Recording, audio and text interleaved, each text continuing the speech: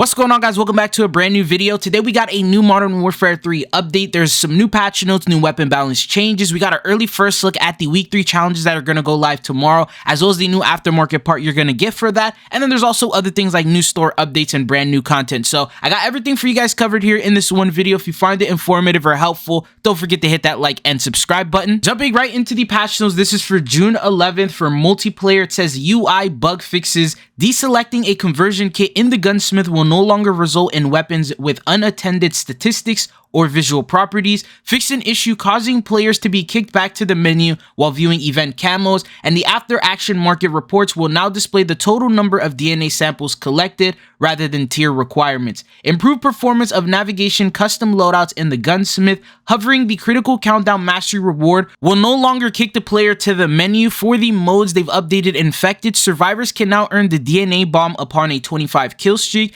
Added 6 new survivor loadouts that are randomly chosen in each match. You have Haymaker Shotgun with the Core 45. You have the Lockwood 680 along with the Core 45. You get the WSP Swarm with the Gutter Knife. You get the FR 5.56 AR with the TYR, the Cat AMR along with the Renetti, as well as a Riot Shield and a TYR. And then there's other things like Lethals, Tacticals, and a Field Upgrade. The next section is the weapons and attachments. So here are the weapon balance changes. For the battle rifles, the Sidewinder got a buff. The JAK Thunder LMG kit reverted an unintentional removal of the ramping rate of fire property. Increased initial rate of fire from 375 to 555. That's a 30% increase. Decreased the ramp rate of fire from 857 to 680, which is 9%. And then decreased the shots required to reach ramped rate of fire from 15 to 9. Increased delay before ramping the rate of fire begins to decay from 250 milliseconds to 350 milliseconds. For the SMGs, the AMR9's JAK Atlas conversion kit fixed an issue causing more damage than intended to be dealt when bullets hit the helmet area of an operator's head. For the shotguns, the KV Broadside's JAK Jawbreaker fixed an issue preventing muzzle attachments from being equipped on it. For the sniper rifles, the Kar 98K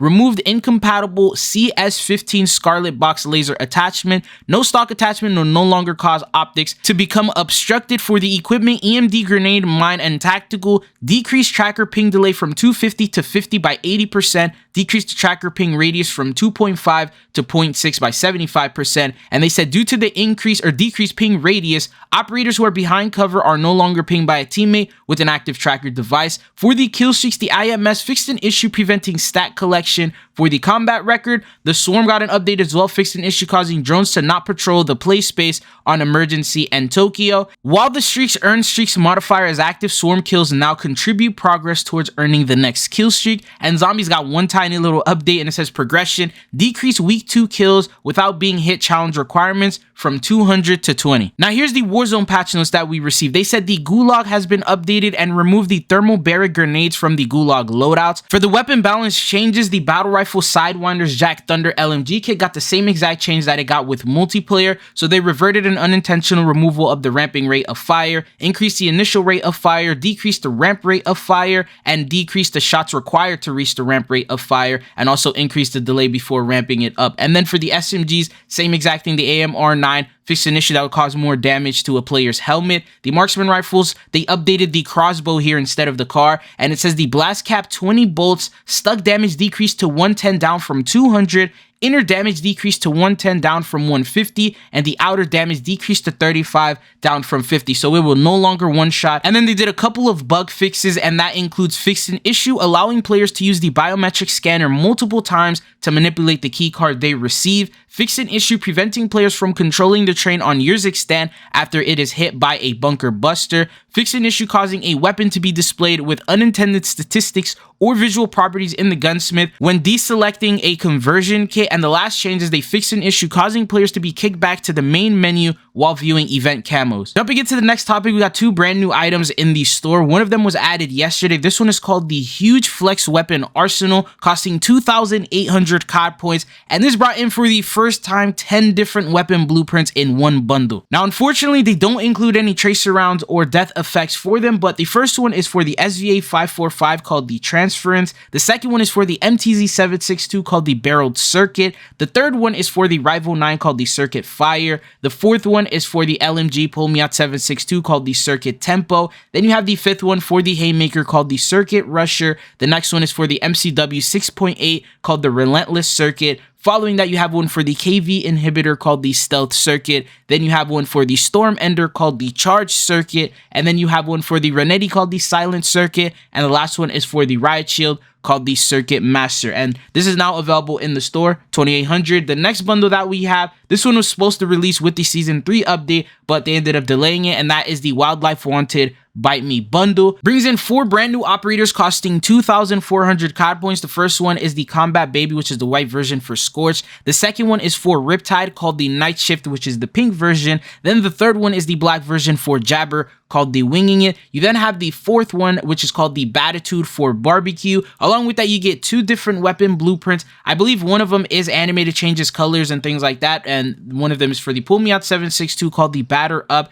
and then the second one is for the WSP Swarm called the Moral High Ground. The rest of the bundle will contain things like a large decal, a weapon sticker, and a weapon charm. For those of you guys who are still interested in the upcoming bundles, you can also expect that the Winter Task Force 141 bundles, along with all the other Season 3 Reloaded bundles that were supposed to drop a while ago, they are going to be all releasing during Season 4 because they just didn't add enough bundles this update. Now, going on to the last topic that we have for today's video is we have a new set of weekly challenges that are going to go live tomorrow. This will be starting week 3, and as usual, you just need to complete 5 out of the 7. You can do them in any mode that you like. We got early photos of what these challenges look like, credit to Reality Leaks, and here's what they are. So you got one for multiplayer. I'm not going to read every single one of them, we'll just make the video too long. Go ahead, take a look at these are the multiplayer version. If you feel like you're going to do it in multiplayer, you can go ahead, screenshot this, and just get an idea of what you plan on doing tomorrow when it goes live. Then there's also the zombies challenges that we got. Same exact thing here. If you feel like doing these, go ahead and screenshot them. These are all the challenges that will go live tomorrow. And then the last one that we have is going to be for Battle Royale, and this one also just has to do with you getting operator kills in different regions.